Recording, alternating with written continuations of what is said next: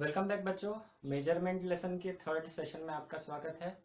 आज के सेशन में हम लोग ये पढ़ेंगे कि डायमेंशंस क्या होता है। ठीक है, how to write the dimensions और डायमेंशंस का इम्पोर्टेंस क्या है, what is the application of dimensions. ठीक है, तो हमने दो टाइप के फिजिकल क्वांटिटीज पढ़े थे, एक होता है फंडामेंटल क्वांटिटी और दूसरा होता है डिराइव्ड क्वांटिटी। तो डिराइव्ड क्वांटिटीज वो क्वांटिटी है जो फंडामेंटल क्वांटिटी पे डिपेंड करता है। ठीक है, तो एग्जाम्पल लेंगे वेलोसिटी।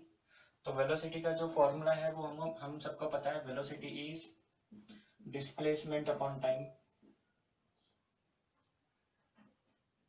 ठीक है, तो डिस्प्लेसमेंट का अगर यूनिट की बात करें तो इसका यूनिट है मीटर और इसका यूनिट है सेकेंड। ठीक है, तो वेलोसिटी का यूनिट हो जाता है मीटर पर सेकेंड। वेलोसिटी लेंथ पे डिपेंड करती है ना, डिस्प्लेसमेंट मतलब लेंथ मेजर करना है वहां पर, एंड टाइम पे डिपेंड करती है। तो वेलोसिटी ये दोनों चीजों पे डिपेंड करती है, जबकि डिस्प्लेसमेंट और टाइम क्या है, दीज आर फंडामेंटल क्वांटिटी। तो derived quantities depend on fundamental quantity. ठीक है, फंडामेंटल क्वांटिटी मेजर करेंगे तो ही डिराइव्ड क्वांटिटी की वैल्यू मिलेगी, है ना। तो अब ये कौन से पावर पे डिपेंड करती है, ये हमें पता चलता है किससे, डायमेंशंस से। ठीक है, so we will write dimensions of velocity. एक एग्जांपल से मैं आपको क्लियर करूंगा ये। तो आपका टॉपिक है dimensions and how to write dimension, वो हम पढ़ेंगे यहाँ पर। तो यहाँ पर देखो, डिस्प्लेसमेंट में मीटर मतलब लेंथ आ रहा है, तो लेंथ को हम लोग लिखते हैं एल। डायमेंशंस लिखते वक्त we write dimensions in square brackets, L M and T लिखते हैं हम लोग इसमें। L stands for length, M for mass and T for time. तो लेंथ की कौन से पावर पर डिपेंड करता है, तो डिस्प्लेसमेंट का पावर देखोगे या फिर मीटर का पावर देखोगे तो वन है ना। देयर इज नो पावर मतलब पावर है वन। फिर मास, मास यहाँ पर किलोग्राम कुछ यूनिट नहीं आ रहा है, यहाँ पर भी देखोगे तो कोई भी टर्म मास की नहीं है, तो मास पे डिपेंड नहीं करता है, so we will put power zero. और टाइम की बात करें तो यहाँ पर टाइम डिनोमिनेटर में आता है, डिनोमिनेटर में पावर है वन, लेकिन अगर उसको ऊपर लिखेंगे तो पावर हो जाएगा -1। तो जो डिनोमिनेटर में है उन क्वांटिटी का पावर देना है नेगेटिव। तो डायमेंशन की वेलोसिटी का क्या हो गया, L1 M0 T-1। ये सिंपल तरीका है डायमेंशंस लिखने का। अगर आपको यूनिट पता है तो यूनिट पे से आप डायमेंशन बहुत इजीली लिख सकते हो। एम है मीटर का, मीटर मतलब लेंथ, इसका पावर है वन, तो यहाँ पर लेंथ का पावर हो गया वन। ठीक है, एस है सेकेंड का, सेकेंड मतलब टाइम, टाइम का पावर है वन, लेकिन डिनोमिनेटर में तो इसको लिखेंगे -1। ठीक है, तो ये इस तरह से हम लोग डायमेंशंस लिखते हैं। फायदा क्या होता है, इस डायमेंशन से हमें ये पता चलता है कि ये जो क्वांटिटी है velocity, it depends on length raised to one and time raised to -1। और ये जो क्वांटिटी है velocity, it does not depend on mass. ये यहाँ पर इंफॉर्मेशन पता चलती है। Velocity is proportional to length and it is inversely proportional to time. क्यों, क्योंकि इसका पावर जो है वो -1 है। तो ये इतनी चीजें सिर्फ एक डायमेंशन लिखने से पता चलती है, and that's why dimensions are very important in physics. तो आज के सेशन में हम लोग सिर्फ डायमेंशंस कैसे लिखेंगे ये पहले पढ़ लेंगे, एंड लेटर ऑन हम लोग देखेंगे कि इसका यूज क्या होता है ना। So we will do practice to write dimensions, कुछ क्वांटिटीज के डायमेंशंस लिखेंगे। तो ये पहला हो गया वेलोसिटी, ये नोट डाउन कर लो। ठीक है, अगर सपोज आपको फंडामेंटल क्वांटिटी दे दिया है, जैसे कि सिर्फ आपको दे दिया है डिस्प्लेसमेंट, तो हमें पता है डिस्प्लेसमेंट का यूनिट होता है मीटर, है ना। यूनिट क्या होता है, मीटर। तो हम लोग डायमेंशंस में लिखेंगे L M T, length mass time. इसमें मीटर मतलब लेंथ है तो पावर है वन, मास यहाँ पर नहीं आ रहा है, किलोग्राम नहीं दिख रहा है, जीरो, और टाइम की जगह भी पावर जीरो। डिस्प्लेसमेंट का हो गया L1 डायमेंशन, है ना, सिंपल। तो फंडामेंटल क्वांटिटी के ऐसे डायमेंशन आएंगे, लेंथ होगा तो लेंथ आ जाएगा, मास की बात करेंगे तो M1 आ जाएगा, L0 T0 आ जाएगा, है ना। देखते हैं हम लोग कैसे इसको लिखना है, ये नोट डाउन कर लो इतना। ठीक, आगे बढ़ते हैं अभी।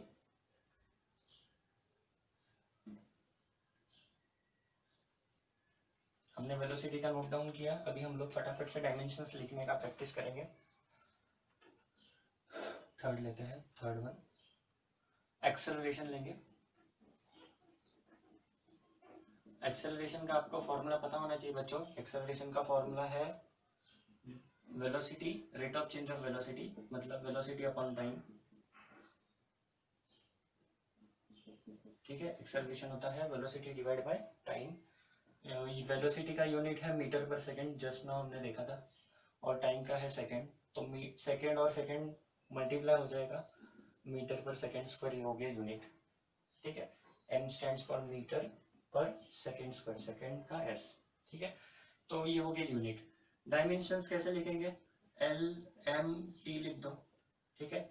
लेंथ है क्या, तो हाँ है मीटर, पावर कितना है 1, यहाँ पर लिख दिया 1, मास है क्या, यहाँ पर किलोग्राम नहीं दिख रहा है, पावर 0, और सेकंड दिख रहा है, सेकंड मतलब टाइम है, तो टाइम का पावर है 2, अगेन डिनोमिनेटर में तो हम लोग बच्चों क्या लिखेंगे, -2, है ना।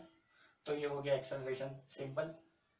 नेक्स्ट लेते हैं एग्जांपल, फोर्स लेंगे। फोर्स, फोर्स होता है क्या, force is mass into acceleration, ठीक है। तो मास का हो जाएगा किलोग्राम यूनिट, एक्सेलरेशन का यूनिट है अभी हमने निकाला मीटर पर सेकंड स्क्वायर, ठीक है। अब डायमेंशंस लिखेंगे, एल एम टी, लेंथ है क्या, यहाँ पर मीटर है क्या, देखो यूनिट में है, पावर कितना है 1, किलोग्राम में मास होता है, मास का पावर है 1, यहाँ पर मास का पावर लिख देंगे 1, सेकेंड का पावर है 2, डिनोमिनेटर में है तो सेकेंड को लिखेंगे, डिनोमिनेटर में तो माइनस, और पावर है 2, हो गया डायमेंशन, है इजी एकदम लिखना। चलो नेक्स्ट वाला आप लोग करो, momentum, momentum is defined as mass into velocity,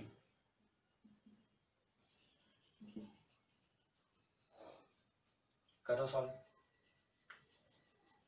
मास का हो जाएगा किलोग्राम, वेलोसिटी का हो जाएगा मीटर पर सेकेंड, डायमेंशंस लिखेंगे किलोग्राम, वापस से भाई अपना एल एम टी, लेंथ के का कितना है पावर, मीटर का पावर है 1, मास मतलब किलोग्राम, पावर है 1, सेकेंड नीचे है डिनोमिनेटर में पावर है 1, तो इसको लिख दिया -1, है इजी एकदम, फटाफट से कर सकते हो ऐसे। चलो एक और दे देता हूं आपको, एरिया, एरिया का फॉर्मूला है लेंथ इंटू ब्रेड्थ, है ना। अगर हम लोग रेक्टेंगल ले ले तो लेंथ इंटू ब्रेड्थ हो जाएगा, लेंथ का यूनिट मीटर, ब्रेड्थ का यूनिट भी मीटर, तो मीटर इंटू मीटर हो गया मीटर स्क्वायर, इसका यूनिट आ गया metre square, L M T. चलो बताओ जल्दी से, एल है लेंथ, यहाँ पर मीटर का पावर है 2, लेंथ का पावर है 2, एम है मास, किलोग्राम, किलोग्राम का यहाँ पर कोई भी यूनिट नहीं है, मतलब पावर है 0, टाइम यूनिट है सेकेंड, यहाँ पर सेकेंड नहीं नजर आ रहा है, मतलब पावर है 0, ये हो गया डायमेंशन। होमवर्क, आगे के डायमेंशंस खुद से करो। होमवर्क का पहला क्वेश्चन, वॉल्यूम, ठीक है, फॉर्मूला है length into breadth into height, ये ले लो। उसके बाद लेंगे नेक्स्ट डेंसिटी, डेंसिटी का आ जाएगा मास अपॉन वॉल्यूम, आगे का पार्ट आपको करना है। उसके बाद है इलेक्ट्रिक करंट, याद रखो फंडामेंटल है, तो इसका आ जाएगा, फंडामेंटल होने की वजह से करंट का यूनिट है एम्पियर, हाँ, और डायमेंशन आएगा mlt, इन तीनों में से कुछ भी नहीं होगा क्योंकि करंट इन तीनों पे डिपेंड नहीं करता है, फंडामेंटल है, it depends on its own, ठीक है। तो I लिख दिया करंट के लिए ⁻⁴, या फिर ऐसे भी लिख सकते हैं m0 l0 t0, और I की जगह हमने लिख दिया A1, A stands for ampere, I also stands for current, ठीक है। तो करंट के केस में हम लोग दोनों में से कुछ भी एक यूज कर सकते हैं, ठीक है।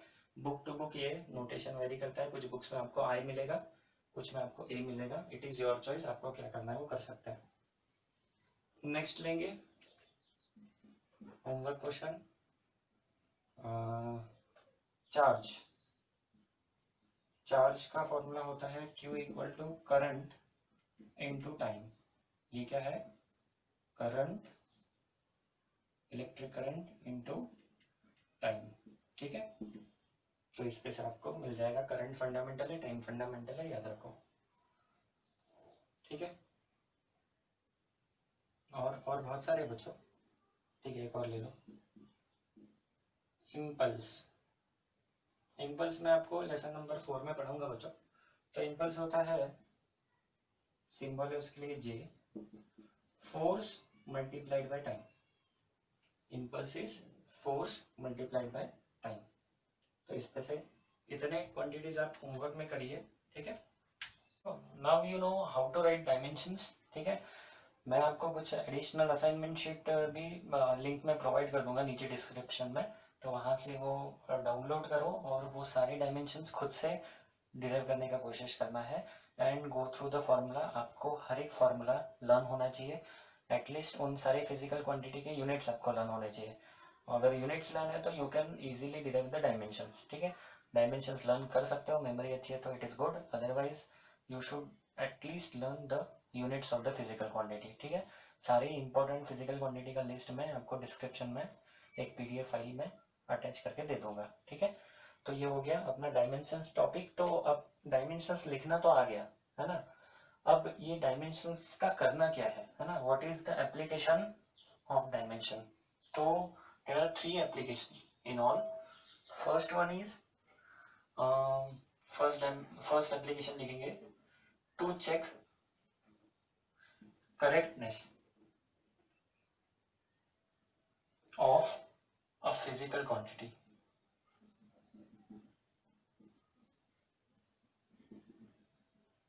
ठीक है। और फिजिकल क्वांटिटी नहीं, correctness of a physical equation. इसका मतलब क्या होता है, तो पहले तो व्हाट इज फिजिकल इक्वेशन और what is basically equation in physics. तो let us say kinematical equation हमने स्कूल में सीखा है, v equal to U plus E T, this is one of the kinematical equation. तो ये इक्वेशन करेक्ट है या नहीं, this can be checked using dimensional analysis. तो अगर कोई फिजिक्स में देखो ये इक्वेशंस बनते कैसे है, these equations are derived from some experimental observations. तो आपने एक्सपेरिमेंट किया, यू ऑब्जर्व समथिंग और आपने ये रिलेशन अगर बना दिया, तो सच में ये करेक्ट है या नहीं, इसका सबसे पहले टेस्ट होगा डायमेंशनल एनालिसिस से। उसको चेक करेंगे whether the equation is correct और नॉट। तो कैसे चेक करेंगे देखो, तो इसको चेक करने का तरीका है LHS। लेफ्ट हैंड साइड देखो, इक्वेशन में दो साइड होती है, एक LHS एक RHS, ठीक है। तो LHS में हमारे पास है वेलोसिटी v। अब इसका डायमेंशन हमें पता है, वेलोसिटी का यूनिट है मीटर पर सेकेंड, है ना। तो उसका डायमेंशन हो जाएगा L, मीटर का L1 और सेकेंड का T -1। यहाँ पर मास नहीं आएगा तो नहीं भी लिखेंगे तो चलता है, ठीक है। तो ये हो गया LHS इक्वेशन नंबर 1। RHS की बात करें तो RHS है u प्लस ए टी। अगर u की बात करें, u is initial velocity, initial velocity का डायमेंशन वापस से वही आएगा। इनिशियल वेलोसिटी जो है उसका यूनिट है मीटर पर सेकेंड, तो डायमेंशन आएगा L1 T -1 प्लस एक्सेलरेशन जो है, एक्सेलरेशन का डायमेंशन यूनिट होता है मीटर पर सेकेंड स्क्वायर, तो डायमेंशन आ जाएगा L1 T -2 क्योंकि यहाँ पर स्क्वायर है। और ये इनटू टाइम है, टाइम का आ जाएगा T1, टाइम फंडामेंटल है। यहाँ तक स्टेप क्लियर है, सिर्फ हमने इनके RHS के डायमेंशन लिखे। अब ये तो एज इट इज रहेगा, इसको कुछ नहीं कर सकते। L1 T -1, यहाँ पर देखो क्या हो जाएगा, L1 दोनों में, यहाँ पर t का पावर है -2 और यहाँ पर 1 है, तो t -2 इंटू t पावर 1, तो -2 और ये हो जाएगा +1, तो t हो जाएगा -2 + 1 मतलब कि -1, है ना। पावर्स ऐड हो जाएंगे, t⁻² into t⁻1, so t -2 + 1, so this will be t -1। अगर देखोगे तो दोनों तरफ सेम क्वांटिटीज है ना, सेम यूनिट्स है, तो इन दोनों का आंसर आ जाएगा L1 T -1। याद रखो, आप में से कुछ लोग गलती क्या करते हैं, यहाँ पर L2 T -2 करते हैं। देखो यहाँ पर क्वांटिटीज जो है, L का पावर 1 है, L का पावर 1 है और यहाँ पर प्लस है, ठीक है, इंटू नहीं है। मल्टीप्लीकेशन होता तो लॉ ऑफ इंडाइसेस के हिसाब से हम लोग पावर्स को ऐड करते हैं, एडिशन है तो हमें पावर्स को ऐड नहीं करना है, एक्चुअल में होगा क्या, इसकी मैग्नीट्यूड बढ़ेगी। व्हाट अबाउट यूनिट, यूनिट तो सेम ही रहेगा, ये अगर मीटर पर सेकेंड है, ये अगर मीटर पर सेकेंड है, तो आंसर भी तो मीटर पर सेकेंड ही आएगा, है ना। तो यहाँ पर ये आ गया अपना RHS इक्वेशन नंबर 2।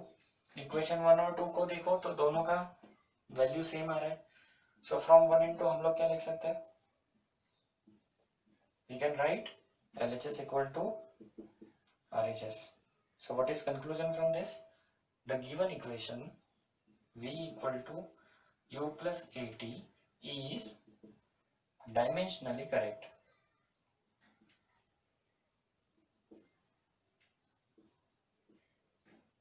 है इंटरेस्टिंग चीज, ठीक है।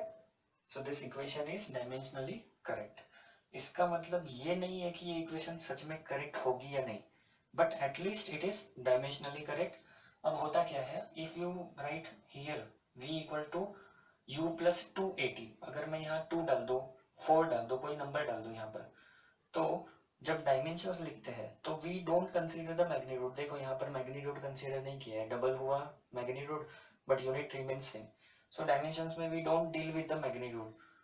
तो होगा क्या, ये जो 2 फैक्टर है वो रहे या ना रहे, LHS इक्वल टू RHS आएगा। जबकि इक्वेशन तो रियली हमको पता है कि v equal to U plus 80 है, v equal to U plus 280 ये गलत इक्वेशन है, बट मैथमेटिकली गलत है या फिजिकली गलत है, but according to dimensions the equation is still correct, ठीक है। तो ये एक और लिमिटेशन है कि यहाँ पर अगर कॉन्स्टेंट्स होंगे एडिशनल तो हम ये मेथड से डायमेंशनली करेक्ट इक्वेशन तो बता सकते हैं, लेकिन वो करेक्ट होगा या नहीं इट इज नॉट श्योर, है ना। हाँ, लेकिन if some equation is dimensionally incorrect then it is definitely incorrect. Example लेते हैं इसका, if you check this equation v square equal to u square plus 2as का स्क्वायर, हमारा इक्वेशन एक्चुअल में क्या है, v square equal to u square plus 2as है। मैंने यहाँ पर इस इक्वेशन में क्या कर दिया, स्क्वायर लगा दिया, तो मैंने इस इक्वेशन को गलत कर दिया है। अब if you check using the same procedure, same procedure से आप चेक करोगे, then you will find that this equation, in this equation LHS is not equal to RHS। मतलब क्या हो गया, this equation is dimensionally wrong. और कोई भी इक्वेशन अगर डायमेंशनली रॉन्ग है it means the equation is definitely wrong, ठीक है। If any equation is dimensionally correct then it may be correct और there should be some modification in the equation, but if equation is dimensionally wrong then it is definitely wrong। ये यहाँ पर हमारे लिए take away point है, ठीक है। तो ये हो गया first application of dimensional analysis. First application हो गया है। अब सेकेंड एप्लीकेशन है to establish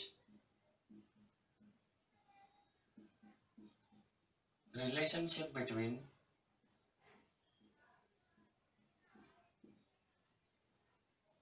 related physical quantities।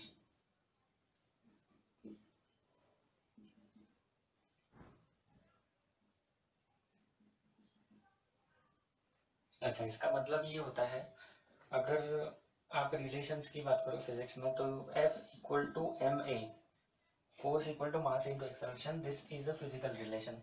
इसमें फोर्स ये एक फिजिकल क्वांटिटी है, मास ये दूसरी फिजिकल क्वांटिटी है, एक्सेलरेशन ये तीसरी फिजिकल क्वांटिटी है, and these physical quantities are related with each other, ठीक है। तो उस रिलेशन को हम बोलते हैं यहाँ पर फिजिकल रिलेशन। तो ये जो फिजिकल रिलेशनशिप है वो हम लोग यहाँ पर फाइंड करने वाले हैं यूजिंग डायमेंशनल एनालिसिस। तो इसका क्वेश्चन आपको ऐसा आएगा, establish the relationship between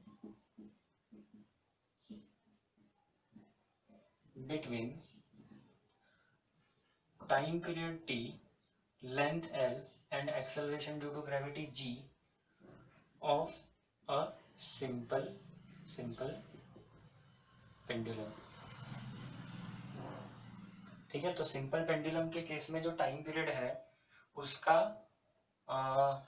length of pendulum और एक्सेलरेशन ड्यू टू ग्रेविटी इनके साथ क्या रिलेशन है ये एस्टेब्लिश करना है, मतलब उनका बेसिकली आपको फॉर्मूला फाइंड करना है। तो पहले तो सिंपल पेंडुलम क्या है आप लोगों को, कई लोगों को पता भी है, कुछ को नहीं पता है। तो लेटेस्ट है मेरे पास एक स्ट्रिंग है ना, और यहाँ पर मैंने एक हेवी एक स्फीयर लटका दिया है, अटैच कर दिया, और इसको मैं ऐसे थोड़ा सा इंक्लाइन करके छोड़ दूंगा, so it will start moving like this. So this kind of motion is called as simple harmonic motion, और ये जो सिस्टम है, this system is called as pendulum. ठीक है, फिजिक्स में हम लोग उसका डायग्राम ऐसे बनाते हैं। ये जो सीलिंग है, दैट से आपके घर का सीलिंग ले लो, और वहां से हमने एक थ्रेड लिया है, ठीक है, और इस थ्रेड के थ्रू हमने एक हेवी स्फीयर को कनेक्ट कर दिया है।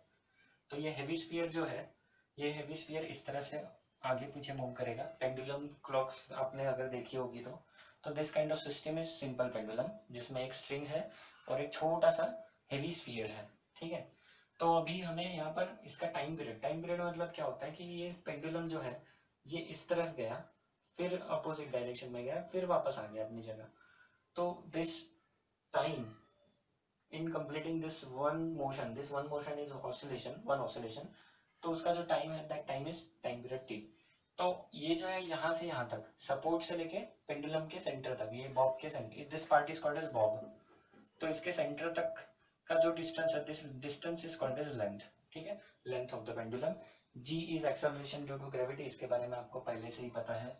तो अब ये कैसे करेंगे देखो, तो सबसे पहले तो हमें रिलेशन नहीं पता है, so we will write time period of pendulum is equal to कुछ तो constant of proportionality, we don't know the constant of proportionality क्या है क्या नहीं है, बट इट इज डायमेंशनलेस, ये हमारा अजम्पशन है।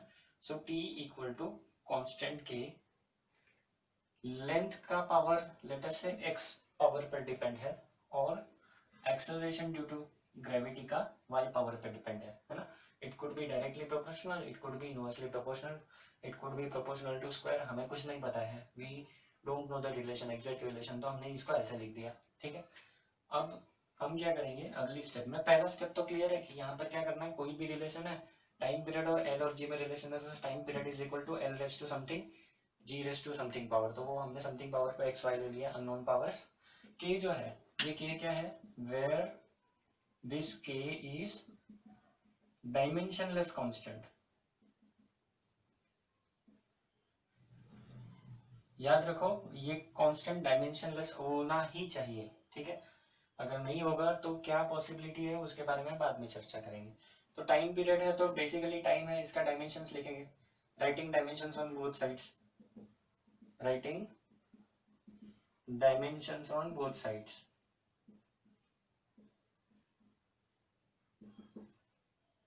तो LHS में लिखेंगे टाइम है तो टाइम का पावर 1, मास और लेंथ है नहीं तो LM 0 रहेगा, नहीं लिखा तो भी चलता है। ठीक है, लिख देते, चलो लिख देते आपके लिए, L0 M0 और T1, ये हो गया LHS। RHS में देखेंगे K का डायमेंशन नहीं है तो उसको लिखने की जरूरत नहीं है, L है लेंथ तो L1 M0 T0, पावर है X, है ना। G है एक्सेलरेशन, यूनिट होता है मीटर पर सेकेंड, तो हम लिख सकते हैं L1 मीटर पर सेकेंड स्क्वायर, तो T-2 M0, और पावर है इसका Y। ये स्टेप क्लियर हुआ। हमने क्या किया यहाँ पर, L और G के डायमेंशंस लिखे, लेंथ का डायमेंशन होगा L1, G है एक्सेलरेशन ड्यू टू ग्रेविटी, तो एक्सेलरेशन का डायमेंशन होता है, यूनिट होता है मीटर पर सेकेंड स्क्वायर, डायमेंशन होगा L1 T-2। ठीक है, आगे सिंप्लीफाई करेंगे तो ये हो जाएगा L⁻x, इधर y है तो x प्लस वाई हो जाएगा, क्योंकि मल्टीप्लीकेशन है बच्चों यहाँ पर बीच में, m का पावर इधर 0 इधर 0 है तो m का पावर अल्टीमेटली 0 रहने वाला है, t का पावर 0 इंटू x, ये 0 ही हो जाएगा, तो इधर t का पावर हो जाएगा -2y। ये हो गया आपका LMT। इस तरफ LHS में है L0 M0 T1। ठीक है, अगर आप दोनों तरफ कंपेयर करोगे तो पावर्स ऑफ L कंपेयर होंगे, पावर्स ऑफ M कंपेयर होंगे, सो comparing powers of LMT, LMT के पावर्स कंपेयर करेंगे L M और T के, तो यहाँ पर x प्लस वाई आएगा, L का पावर यहाँ पर आएगा 0, so x plus y equal to 0, this implies x equal to -y, है ना। देखो फिर m का पावर 0, इधर m का पावर 0, तो 0 इक्वल टू 0 कोई मतलब नहीं है, यहाँ पर -2y और इधर 1 है, तो 1 equal to -2y, this implies y equal to कितना हो जाएगा, -1/2। अब y इक्वल टू -1/2 है, this implies x equal to minus of y, मतलब वापस से कितना हो जाएगा, -½ का माइनस, विच इज हाफ। तो हमारे पास x का वैल्यू हाफ आ गया, y का वैल्यू हाफ आ गया, यहाँ डाल देंगे तो क्या हो जाएगा रिलेशन, इक्वेशन नंबर इसको 1 दे देते हैं, तो 1 में डाल देंगे तो यूजिंग इन इक्वेशन 1, ये सारी चीजें इक्वेशन 1 में डाल देंगे। तो t equal to k constant, l raise to 1 x की जगह लिखेंगे हाफ और g रेस टू y की जगह लिखेंगे माइनस हाफ। तो माइनस हाफ पावर है तो इसको नीचे लिख सकते हैं k l raise to half upon g raise to half, है ना। माइनस हाफ पावर था तो उसको नीचे g raise two plus half लिख दिया, दोनों का हाफ पावर कॉमन ले लिया, हाफ पावर होता है स्क्वायर रूट, तो ये बन गया अपना रिलेशन। ठीक है, एक्चुअल रिलेशन जो है यहाँ पर अपना ये क्वेश्चन खत्म हो गया है बच्चों। एक्चुअल रिलेशन क्या है, तो एक्चुअल रिलेशन आप डिराइव करने वाले हो अगले साल या फिर शायद से ये साल में भी है, t equal to 2 pi under root of l by g. यहाँ पर 2 पाई जो है it is dimensionless constant. Reality में ये कांस्टेंट्स को हम लोग डायरेक्ट नहीं निकाल सकते हैं। To find this constant what we have to do is experiment करना पड़ेगा, एक्सपेरिमेंट से ही ये कांस्टेंट्स फाइंड आउट किया जा सकता है।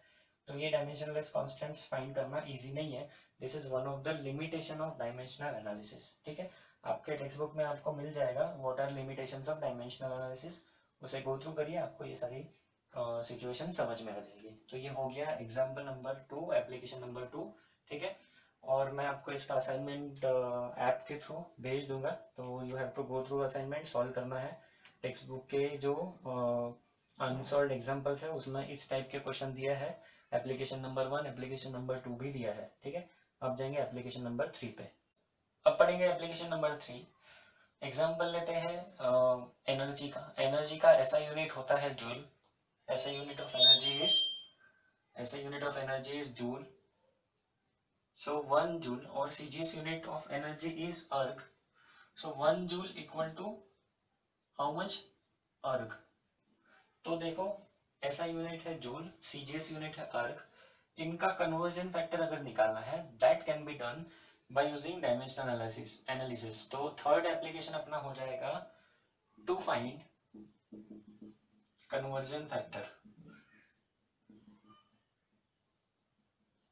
थोड़ा इजी एग्जांपल लेके आपको क्लियर करता हूँ। अगर 1 किलोमीटर की बात करें तो we know that 1 kilometre is 1000 metre, है ना। 1 kilometre is 1000 metre, so that 1000 is actually 10⁻3। तो ये 10⁻3 क्या है, दिस इज कन्वर्जन फैक्टर। ठीक है, तो ये तो इजी एग्जांपल था। अगर जूल ये एनर्जी का यूनिट है, अर्ग ये एनर्जी का यूनिट है, एसआई और सीजीएस, तो यहाँ पर कन्वर्जन फैक्टर फाइंड करना इतना इजी नहीं है। So this can be done using the dimensional analysis method. तो चलो करते हैं, कैसे फाइंड करेंगे देखो। सो लेट इसका सॉल्यूशन देखो कैसे करता है। क्वेश्चन में पूछेंगे find the conversion factor between SI and CGS unit of energy. तो हमें पता है SI unit is joule, CGS unit is erg. तो let 1 joule equal to x erg, ये एक्स है conversion factor, this x is conversion factor जिसे हमें find करना है। ठीक है, तो अभी कैसे करेंगे देखो, दोनों तरफ writing dimensions.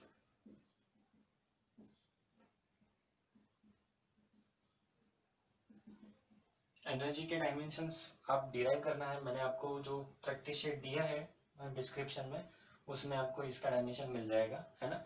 You have to derive it of your own. तो एनर्जी का डायमेंशन आता है m l2 t minus 2, m1 l2 t minus 2।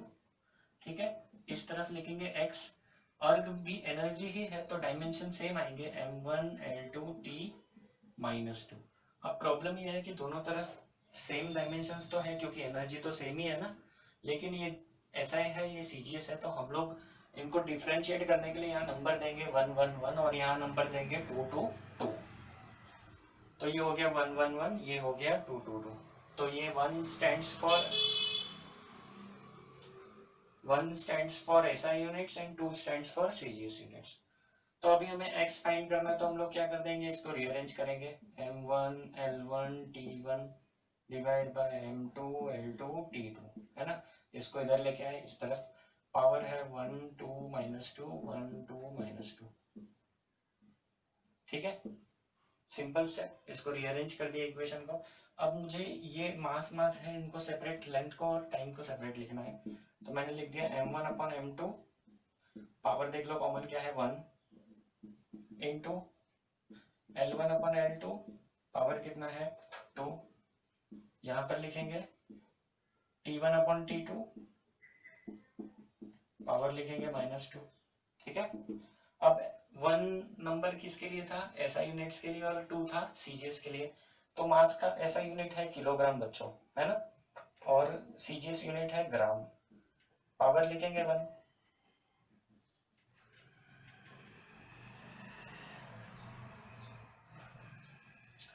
Length का SI यूनिट है मीटर, CGS यूनिट है सेंटीमीटर, पावर है यहाँ पर 2।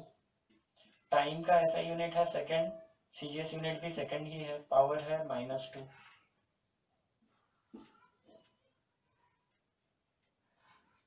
अब देखो सेकंड और सेकंड सेम सेम है, तो इसको कट कर सकते हैं, मीटर सेंटीमीटर किलोग्राम किलोग्राम, यहाँ पर कन्वर्जन करना पड़ेगा।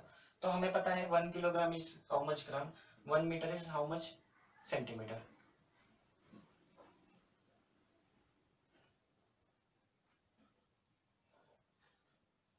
तो x का वैल्यू आ जाएगा, किलोग्राम की जगह हम लोग लिखेंगे 1 किलोग्राम इज 10⁻³ ग्राम, है ना, 1 किलोग्राम इज 1000 ग्राम, 10⁻³ अपॉन में gram as it is power है 1। 1 मीटर इज 100 सेंटीमीटर, मतलब 10⁻² metre centimetre upon centimetre, power है 2। अब देखो ग्राम ग्राम कट और सेंटीमीटर सेंटीमीटर कट, तो 10⁻³ का पावर है 1, 10⁻³ का पावर है 1 मतलब 10⁻3, 10⁻2 का पावर है 10⁻2 का पावर है 2, तो 2 इंटू 2 ये हो जाएगा 4, है ना, पावर का पावर मल्टीप्लाई होता है। तो फाइनल आता है अपना आंसर 10⁻4 + 3 7, मतलब हो गया 1 joule, this implies 1 joule equal to 10⁻7 erg. ये हो गया एक मस्त रिलेशन डिराइव। 1 जूल कितना होता है, 10⁻7 अर्ग होता है। होमवर्क में 1 न्यूटन इक्वल टू कितना डाइन होता है ये फाइंड करना है आपको। होमवर्क क्या है आपके लिए, 1 newton equal to x dyne, find the value of x। Newton ये SI यूनिट है फोर्स का, और डाइन ये CGS यूनिट है फोर्स का, तो कितना होता है ये आपको होमवर्क में फाइंड करना है। तो ये हो गया थर्ड एप्लीकेशन। तो बच्चों यहाँ पर डायमेंशंस के सारे एप्लीकेशंस कंप्लीट हो गए, तीनों एप्लीकेशंस। अब आपके टेक्स्ट बुक में आपको मिलेगा what are the limitations of dimensional analysis, तो उसे गो थ्रू करिए और वहां पर देखिए कि कौन कौन सी सिचुएशन में we can not use dimensional analysis, और इस पर कुछ डिस्कशन करना होगा तो नीचे चैट बॉक्स में आप डिस्कशन कर सकते हो, मैं आपको रिप्लाई कर दूंगा। ठीक है, तो आज का सेशन बच्चों यही खत्म होता है। Thank you. और अगर आपको अच्छा लगता है सेशन तो अपने फ्रेंड्स के साथ भी शेयर कर सकते हैं। चलिए तो बाय।